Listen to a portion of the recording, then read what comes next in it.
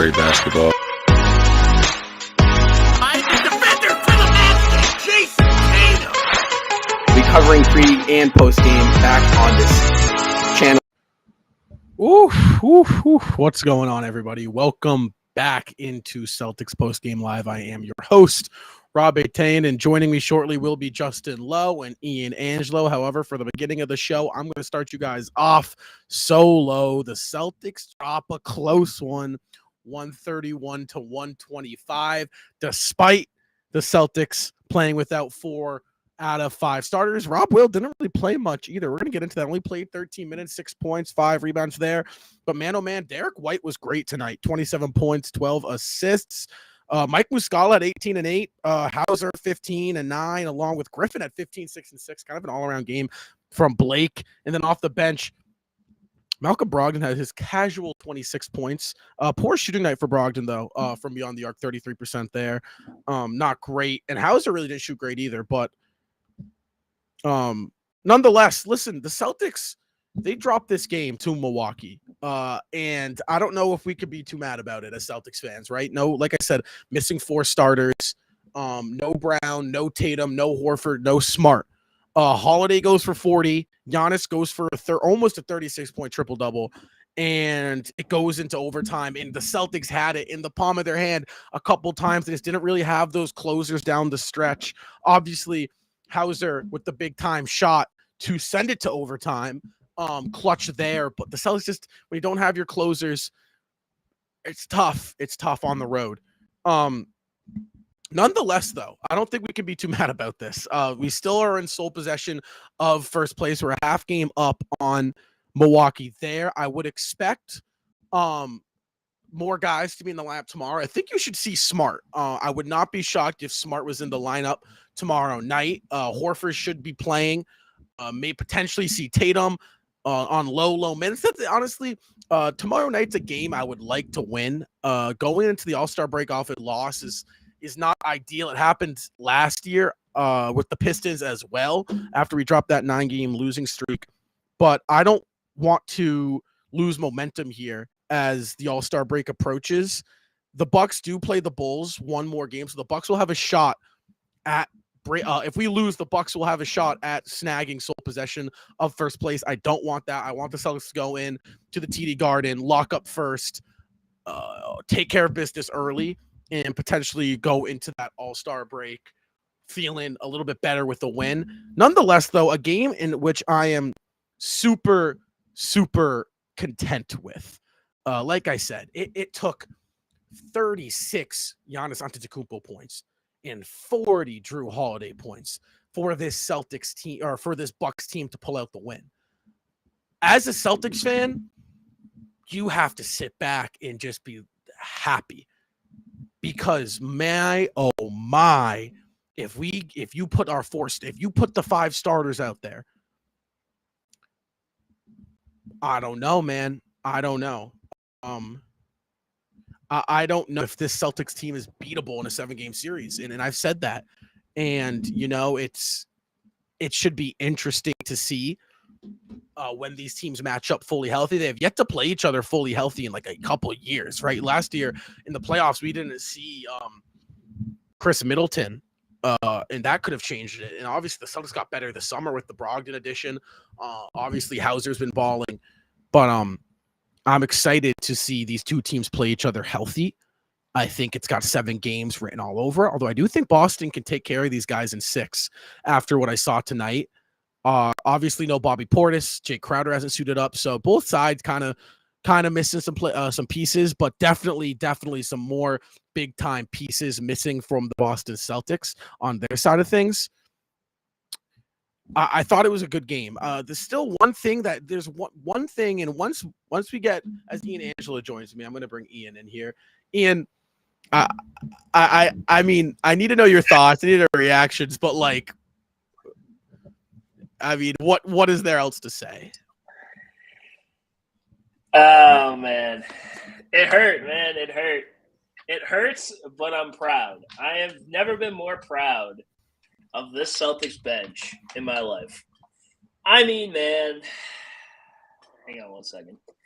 Connect my microphone here. Hello? Can you hear me? Yeah. I think you got to switch over audio. Sorry, hang on one second. No, you're Technical good. You're difficulties here. good, my man. Alrighty, there we go. Yeah, We're there you good. Alrighty. Anyway. Alright.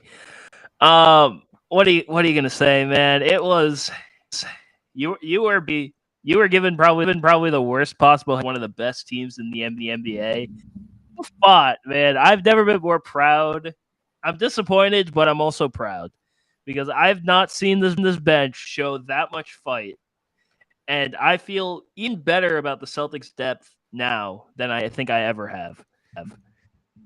Rough loss. Grant kind of sold in the end. But Oh my God, I've been waiting. I was waiting to talk about it. The Grant play. overall, before we talk about that, I want to say I'm proud of all of those guys. Eric White, he absolutely showed out tonight. Malcolm Brogdon had a rough shooting night. He was still there. Sam Hauser, absolutely insane 3 to the overtime period. And also this marks that the Celtics' losses this season have been an over. So a tough loss overall, but still proud of the way the Celtics played. I mean, yeah, it's like that. First of all, it took 40 points from Drew Holiday and 36 from Giannis to beat our second unit. This was literally Rob didn't start. None of our starters. I mean, Rob came off the bench. Hang on. Rob played 12 minutes. Yeah. It's like this was literally our second unit. This was our second unit out there. And you're right. It's like it's something that you like at the end. It's because we were in it. We had a bunch of opportunities to win this game that we just let slip away because you don't really have your closer, right? Usually you have Tatum and Brown in the game to kind of get you through that last 3 minutes when you're up 6 in overtime, right? Those guys win you those games. We didn't really have that. Over. I knew it was over. I knew they started out well, but I knew they were going to come back.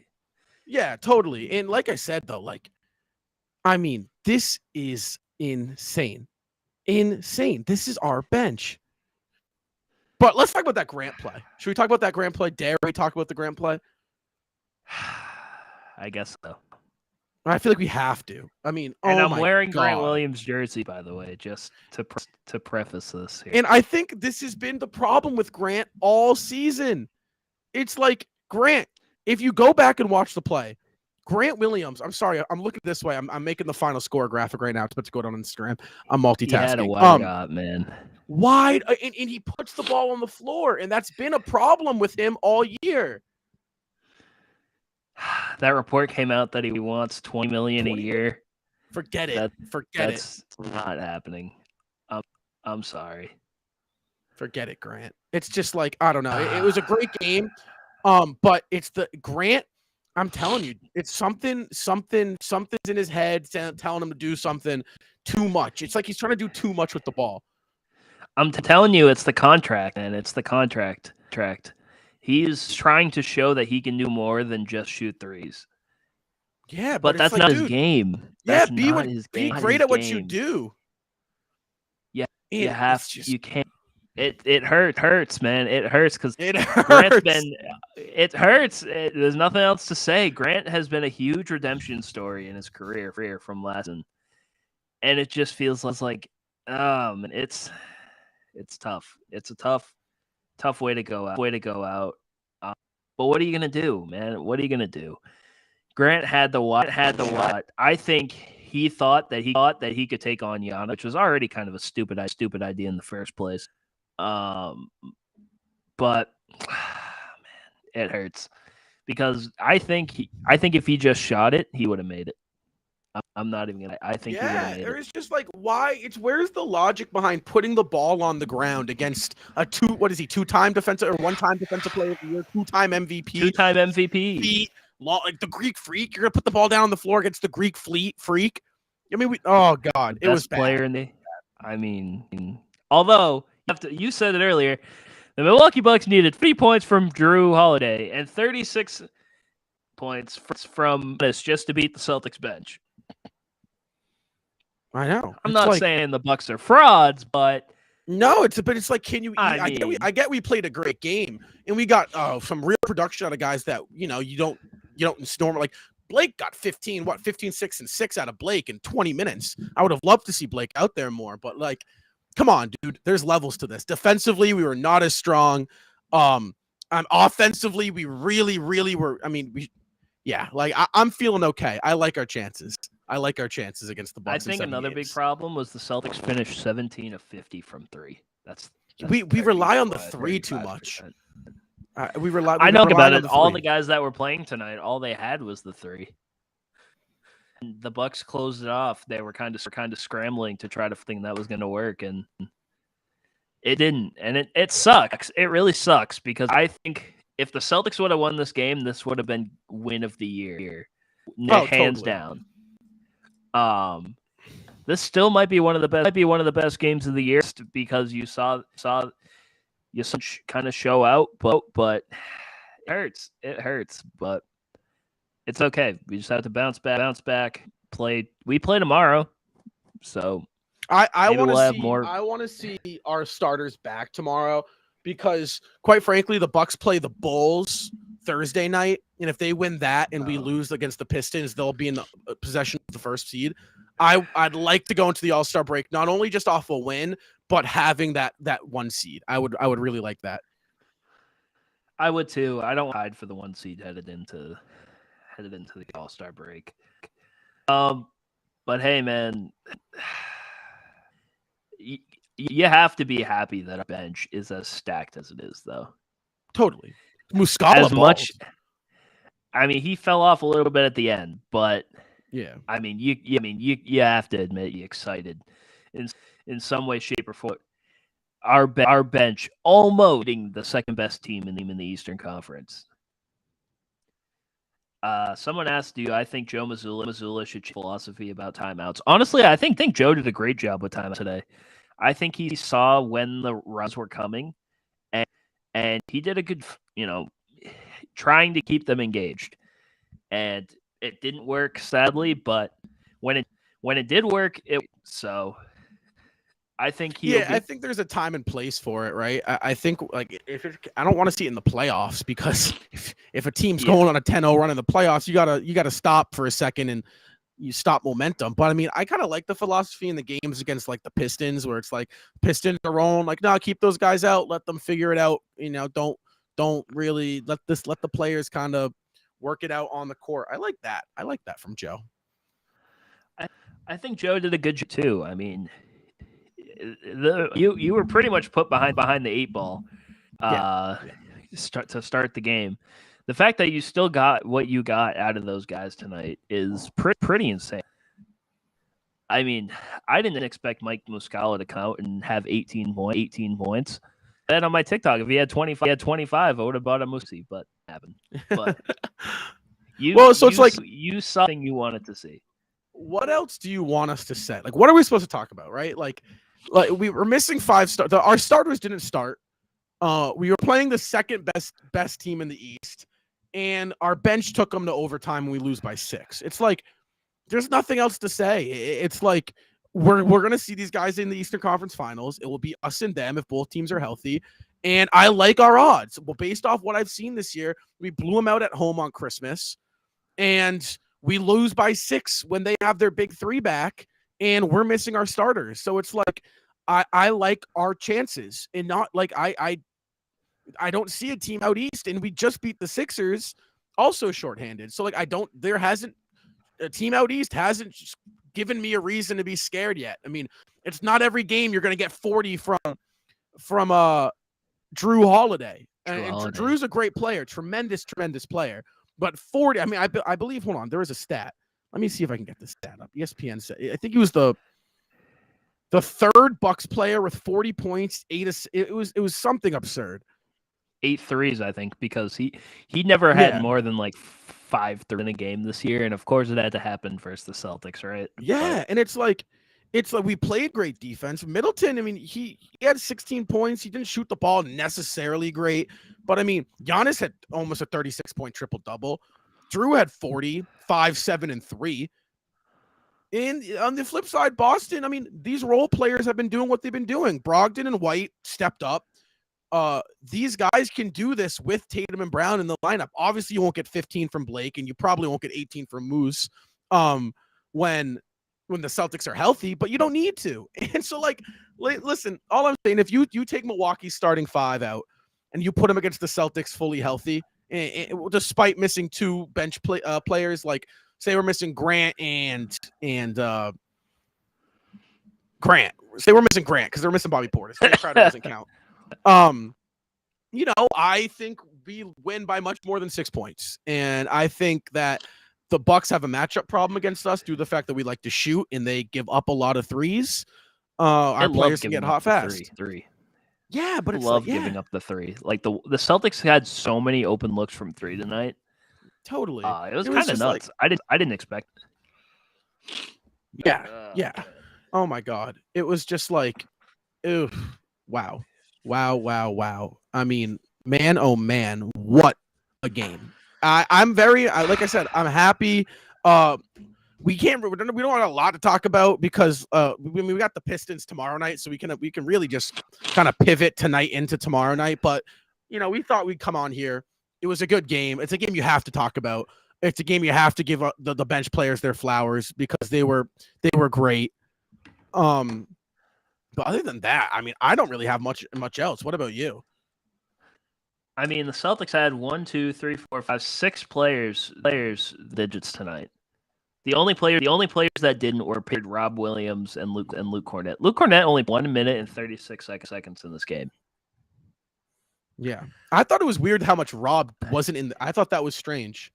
I won't lie. I know it was weird. First of all, he was coming off the bench, which was weird, and then I don't know. There must be some injury that they don't want it. But I mean, if you can get this out of your bench, I mean, if you can get 27 from 26 from Malcolm Brogdon, 15 from Hauser, 18 from Muscala, 12 from Grant. If you can get that, you're going to be a very scary team in the Eastern Conference when guys like Jason Tatum and Jaylen Brown come back.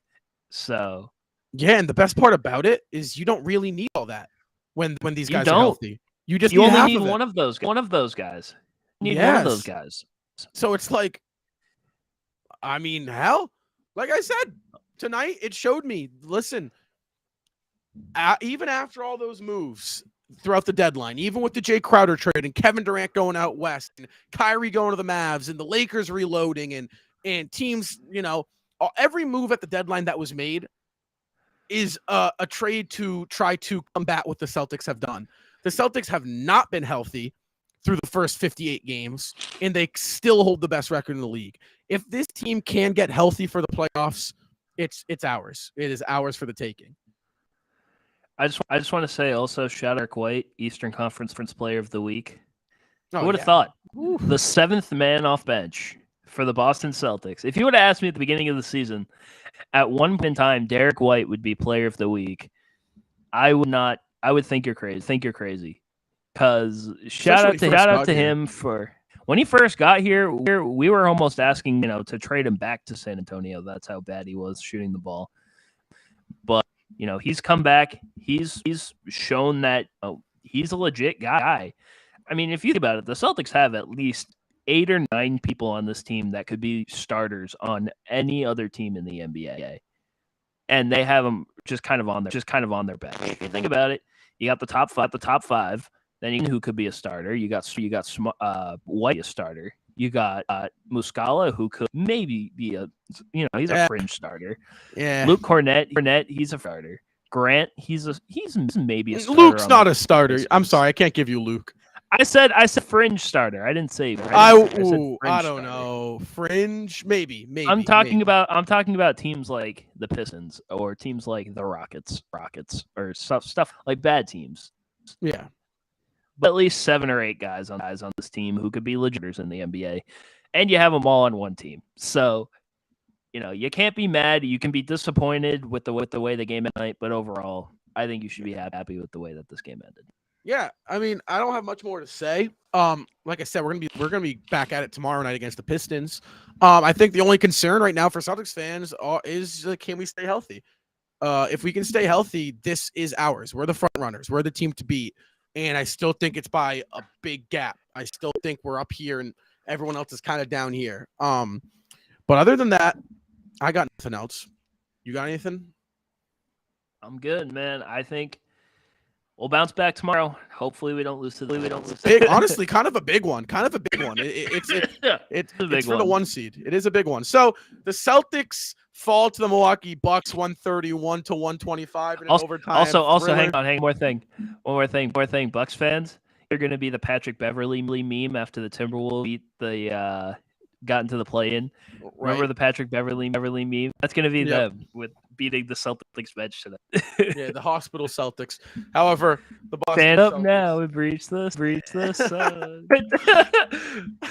Well, the Boston Celtics, like I said, they drop an overtime thriller 131 to 125 in Milwaukee. Derek White led the way for the season, 27 points, 12 assists. Right behind him was the bench, the sixth man of the year in the running, Malcolm Brogdon at 26, and Sam Hauser did his thing. He had 15. I'm Rob. Next to me is my boy Ian, and we will see you guys tomorrow night for Celtics versus Pistons. You can catch that one at 7:30 on NBC Sports Boston. Come join us back here live after the final buzzer sound.